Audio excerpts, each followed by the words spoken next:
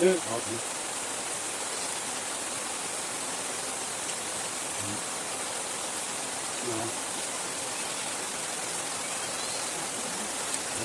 ngon được nữa đó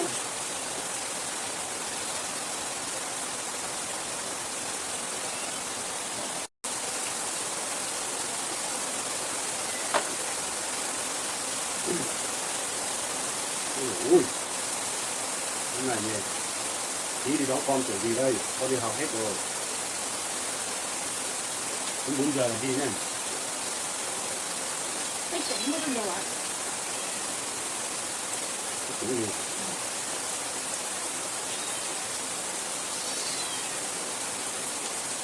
nó mau được mà nó có được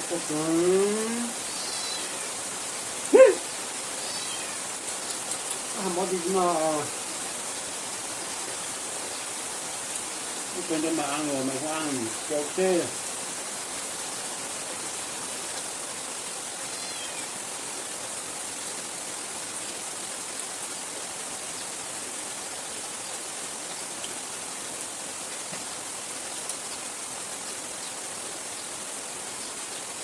qua đi đủ này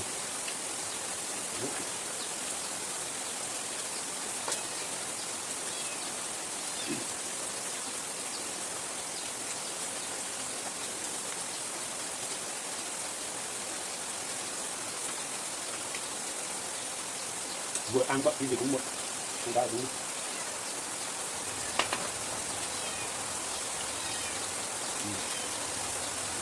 Không được được ra. thì có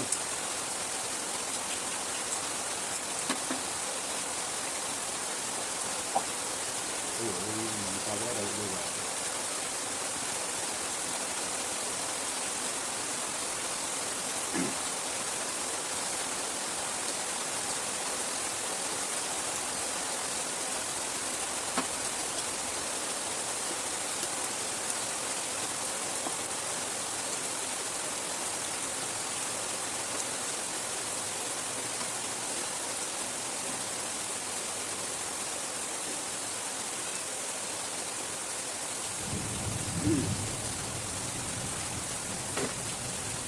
Thay rồi.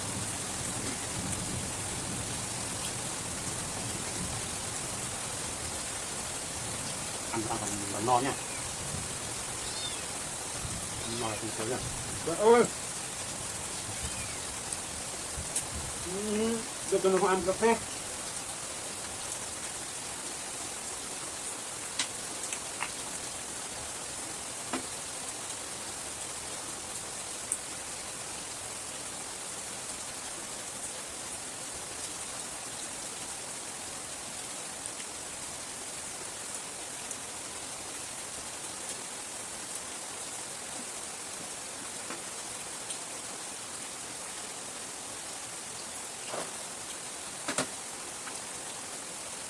ti piaciuto no solo da più sono tutto quello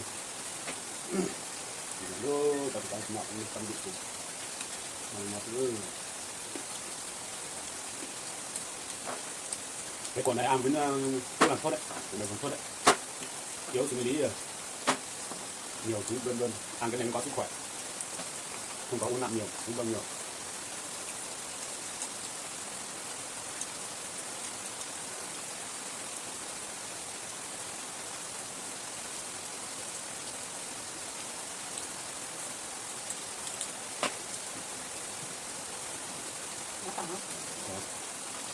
ba bát nồi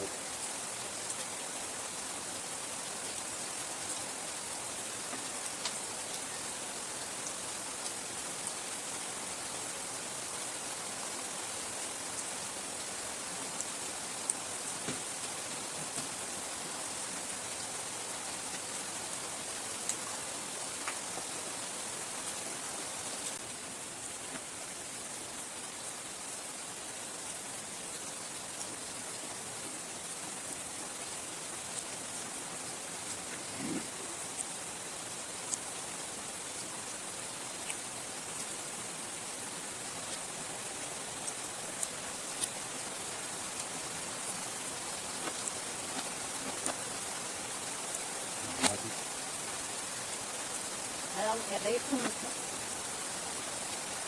Thì cũng đúng.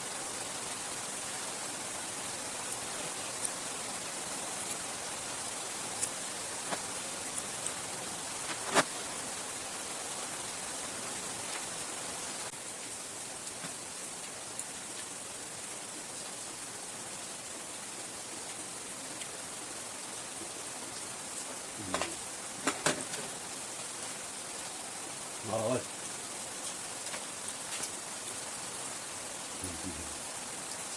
Bye bye. Ngon không? Đó. Ngon lắm. Ăn cứ như vậy thôi nha các bạn nha. Không có tình yêu thì vẫn ở được với nhau nha. Ăn thịt nhưng mà không có tình yêu, không có tình cảm thì không ở với nhau được.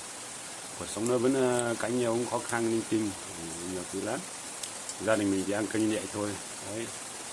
Đăng ký cho và ủng hộ cho mình nhé. Chia sẻ video của mình nhé. Hãy gặp lại sau video sau nhé. Bye. No rồi đấy.